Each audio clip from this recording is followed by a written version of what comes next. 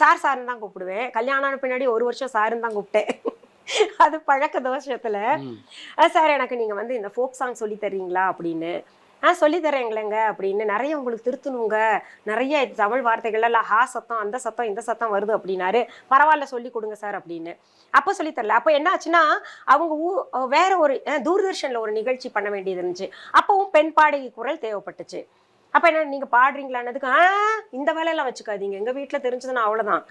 அப்போ காலேஜ்ல பாட சொன்னாங்களா அத்தோட நிறுத்திக்கணும் அப்படின்னு நான் சொல்றேன். அப்ப என்ன பண்ணாரு எங்க டாக்டர் ப்ரொஃபசர் சீதா மேடம்ட்டையும் சுப்பிரமணியம் காரைக்குடி சுப்பிரமணியம் சார்ட்டையும் போய் சொல்றாரு, சார் எனக்கு இப்படி வந்திருக்கு சார், பெண் குரல் தேவை, ஃபர்ஸ்ட் எனக்கு இதான் எனக்கு நல்ல ஒரு அறிமுகம் கிடைக்க போகுது தூர்ஷன். அப்ப யாராவது பெண் ஏன் அனிதா அது உனக்கு நல்லா மேட்ச் ஆகுதேப்பா, போய் பாட கேட்கலாம்ல அப்படின்னு. அவ வரமாட்டேன்ட்டா அப்படின்னு. இரு நாங்க சொல்றோம்னு சொல்லிட்டு சீதா மேமும் சாரும் தான் அதுல பாட வச்சாங்க. அப்போ